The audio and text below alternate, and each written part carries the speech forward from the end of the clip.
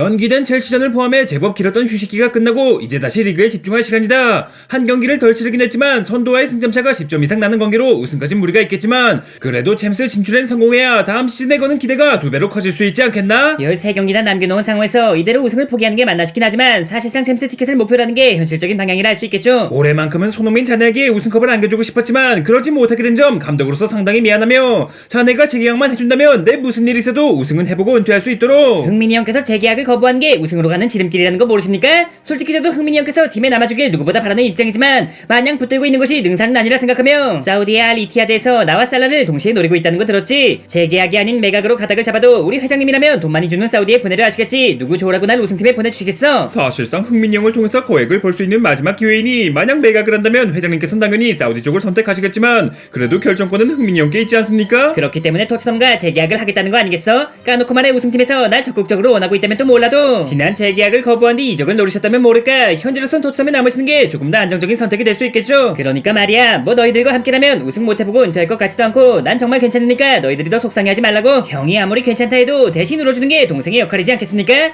아무리 토트넘이 들어올 땐 내 마음대로도 나갈 땐 아닌 팀이라지만 그래도 명색의 아시아 최고라 평가받는 선수를 10년이 넘도록 묶어두는 건 문제가 있다고 생각하며 리버풀이 조금 더 적극적으로 날 원했다면 미넨에서 케인이 아닌 날 영입하고자 했다면 이미 다른 팀 선수가 되어 있지 않았겠나? 그러지 못한 건 어디까지나 내가 그럴 만한 선수가 아니었기 때문이라 생각하며 아쉽지 않다면 거짓말이겠지만 토트넘으로 이적한 순간부터 토트넘에서 은퇴할 운명이었다 생각한다.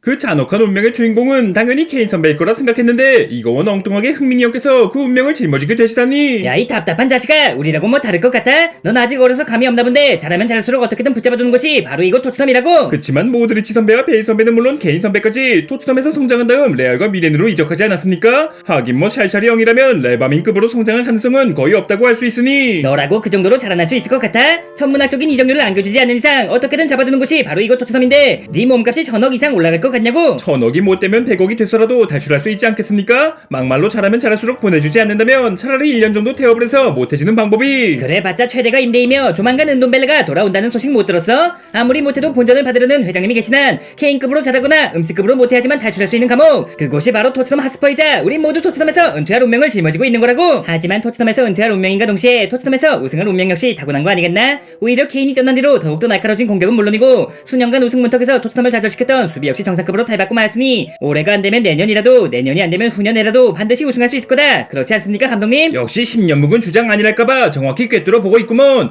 여전히 건재한 손흥민을 필두로 한 공격도 공격이지만 우승을 하는 데 있어 가장 필요한 건 정상급의 수비 라인이지 않겠나? 적극적인 압박은 물론 날카로운 크로스까지 겸비한 레프트백 프로, 압도적인 피지컬에 연계 플레이까지 수준급인 라이트백 우두기, 입마개만 제대로 채우면 반다이크 저리가레인 센터백 로메로, 리그에서 가장 빠른 속도를 자랑하는 또 다른 센터백 반더벤, 그리고 날이 갈수록 빛나고 있는 골키퍼 비카리오까지. 거 듣기만 해도 가슴이 웅장해지는 조합이긴 하지만 이거 어째 제자리는 없어 보입니다만 그리고 언제든 모든 자리를 대체할 수 있으며 언젠간 토트넘 수비의 핵심으로 자라날 특급 유망주 드라구신 자네까지. 명색이 특급 유망주라면 적어도 가끔은 선발로 내보내 주셔야 하지 않겠습니까? 레알이나 바르사는 물론 맨시티와 미넨 역시 유망주 육성의 기회를 아끼지 않는 편인데 어째서 우승도 못하는 토트넘에선 장장 2달이라는 시간 동안 고작 8분밖에 뛸 수 없던 겁니까? 떠들썩했던 영입에 비하면 출전 시간이 덕없이 부족했다는 건 인정하지만 주전 센터백 로메로와 반더벤이 건재한 상황에서 별 수 있겠나? 그렇다고 자네를 쓰기 위해 억지로 3백을 가동할 수도 없으니 상황이 여의치 않다는 건 저도 알고 있지만 그래도 가끔은 절 선발로 써주는 것이 두 선배의 체력 안배와 부상 방지 차원에서도 좋지 않겠습니까? 체력도 부상도 중요하지만 센터백한테 있어 무엇보다 중요한 건 호흡이지 않겠나? 파울만 주의한다면 리그 정석급 수비 능력에 빌드업만큼은 리그 원톱에 가까운 로메로와 긴 다리에서 나오는 명품 태클은 물론이고 역습 커버의 효율적인 빠른 발을 겸비한 반더벤, 두 녀석의 호흡이 날이 갈수록 좋아지고 있으니 호흡이 뛰어난 것 치곤 성적이 영 좋지 못하지 않습니까? 최근 3경기만 놓고 봐도 모든 경기에서 실점을 내주면서 1승 1무 1패, 정상급 수비 라인을 가동한 팀 치고는 다소 부진했다고 보입니다만 그야 지난 울버햄튼전의 패배는 센터백의 문제라기보단 풀백인 우도기와 포로의 공백으로 인해 그 경기를 제외하고도 센터백의 문제는 여실히 드러나고 있습니다. 현재 토트넘은 수비와 공격을 막론하고 세트피스 상황에서 공중볼을 따내지 못하고 있습니다. 때문에 수비 시엔 불안한 상황이 자주 연출되고 있으며 공격 역시 수차례 코너킥을 얻었음에도 이렇다 할 장면을 만들지 못하고 있지 않습니까? 이럴 때야말로 191cm의 큰 키를 자랑하는 공중볼 최강자 저 드라구신의 진가를 보여줄 시간이라 생각하며 뭐 자네 말에도 일리가 있지만 그렇다고 로메로를 뺄 수도 없고 키는 반더벤이 조금 더 크지 않던가? 단순히 키가 큰 것과 헤딩까지 잘하는 건 하늘과 땅 차이라는 건 모르십니까? 전 지난 시즌 제노아에서 세트피스 헤드로만 4골을 집어넣은 만큼 머리가 주무기라 할 수 있으며 피지컬과 헤더 스킬은 물론 인자기급의 위치 선정과 호날두급의 점프력까지 헤딩을 하기 위해 태어났다 해도 과언이 아닌 선수란 말입니다. 헤더가 뛰어나다는 건 우리도 알고 있지만 그렇다고 로메로보다 수비를 잘하는 것도 반더벤보다 발이 빠른 것도 아니지 않나? 무엇보다 경험이 가장 부족하다고 할 수 있는데 헤딩 하나만 믿고 무턱대고 선발로 쓸 순 없지 않겠어? 설마 절 헤딩밖에 못하는 전봇대라고 생각하시는 건 아니겠죠? 로메로 선배보단 부족하다고 할 수 있지만 안정적인 수비 능력도 갖추고 있으며 반더벤 선배보단 느리다고 할 수 있지만 큰 키치고는 발도 제법 빠른 편입니다. 그리고 경험이라면 이제부터 쌓아나가야 문제지 않겠습니까? 무려 바이에른 뮌헨의 오퍼를 거절하고 토스터맹을 선택했건만 어째서 저 때문에 쫓겨나버린 다이어 선배는 뮌헨에서 주전으로 뛰고 있고 그런 다이어 선배를 밀어낸 저 드라구시는 경험을 쌓을 기회조차 없냐는 말입니다. 다이어까지 들먹이면 나도 뭐라 할 말이 없지만 그 누가 감히 다이어가 우파메카노와 데리우트를 밀어낼 거라고 상상이나 할 수 있었겠나?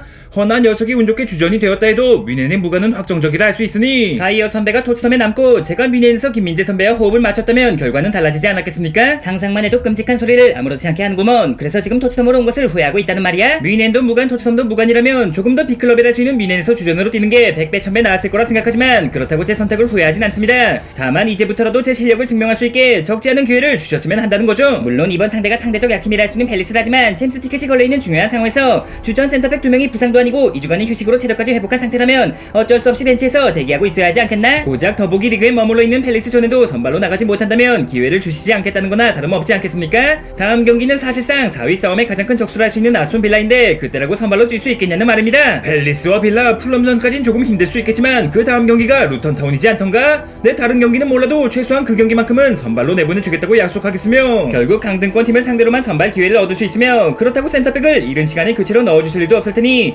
앞으로도 계속 기회는 지금처럼 거의 없다고 볼 수 있겠네요. 뭐 지금으로선 크게 달라지지 않겠지만 체력적인 부담이 없을 수 없는 그 후반기에 가면 선발로 뛰기 싫어도 뛸 수밖에 없지 않겠나? 제 생각은 조금 다릅니다. 드라구신을 기용할 타이밍은 그 후반기가 아닌 바로 지금이지 않겠습니까? 설마 자네의 부상 공백을 드라구신으로 메꿔달라는 건 아니겠지? 뭐 반 정도는 맞다고 할 수 있죠. 다들 아시다시피 저의 무릎 부상으로 인해 이번 펠리스전을 포함해 앞으로 있을 두세 경기는 흥민이 형의 원톱 즉 손톱이 유력하지 않습니까? 내가 원톱으로 나오는 거랑 드라구신을 기용한 게 무슨 상관이란 말이지? 흥민이 형이 모든 면에서 저보다 뛰어난 선수란 건 저도 알고 있지만 그래도 헤더만큼은 제가 한 수이지 않겠습니까?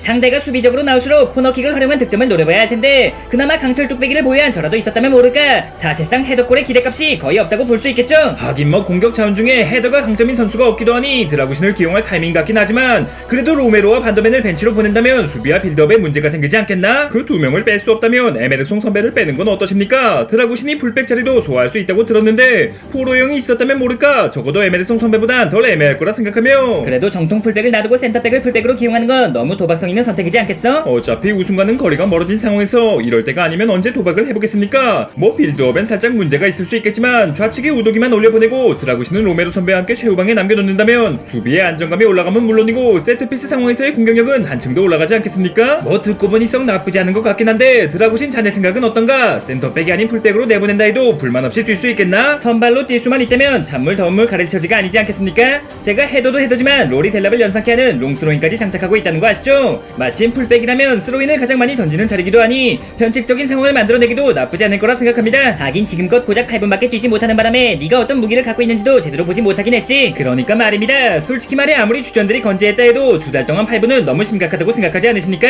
센터백이 됐든 풀백이 됐든 딱 한 경기만 선발로 내보내주신다면 어째서 제가 공중볼 최강자라고 불리는지 현 시점 토트넘 수비에 가장 필요한 선수는 바로 저 드라구신이었다는 것을 확실하게 보여드리겠습니다.